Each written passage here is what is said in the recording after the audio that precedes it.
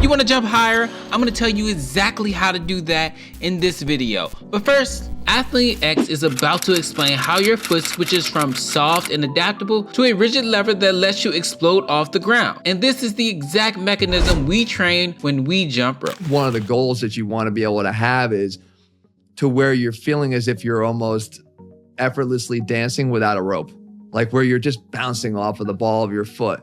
The foot has to actually changes in the midfoot itself to become a rigid lever is what they call it. You're going from a mobile adapter to a rigid lever. That rigid lever literally locks up the mid-tarsal joint to become solid so that you can push off of it with leverage. This is the science behind that spring in your step.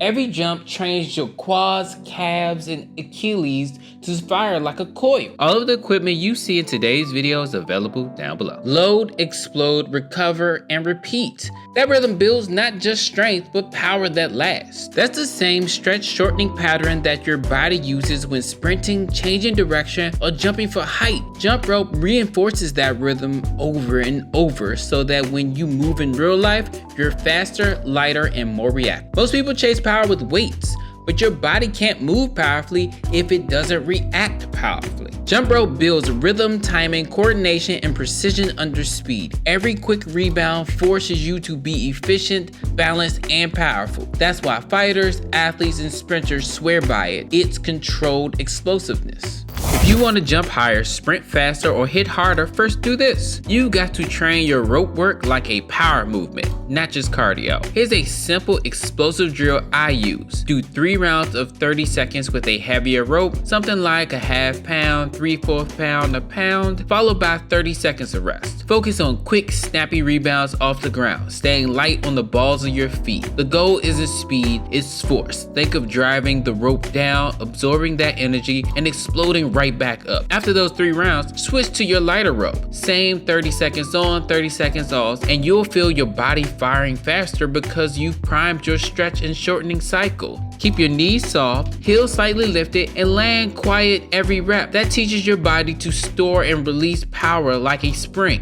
Do that drill 2 to 3 times a week before your main workout or as its own power session. Over a few weeks, you'll notice your jumps getting higher, your rope turning faster, and your legs feeling more explosive. If you want more power, don't just add weight, add purpose. This drill teaches you to control your force, not just create it. If you want to stay powerful, you've got to recover power.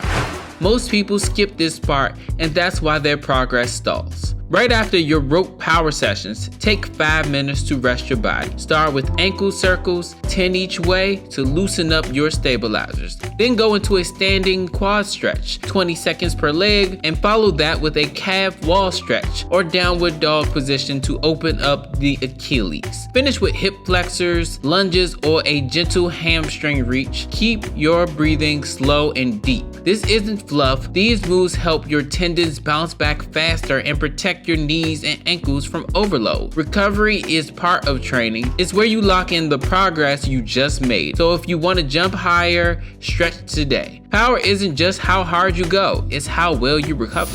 If you want more pop in your jumps, more drive in your runs, or better athletic movement, grab a rope. You'll feel your power rise within weeks. Drop a comment if you felt a little more powerful after you started jumping rope. I really want to hear your story. Power is useless without control. Once you can produce force, you've got to learn how to manage it, how to stay balanced, reactive, and precise. That's where jump rope takes it to another level. Coordination. If this helped you, drop power in the comments and watch part 3, reflexes and coordination, because that's where the speed really shows up.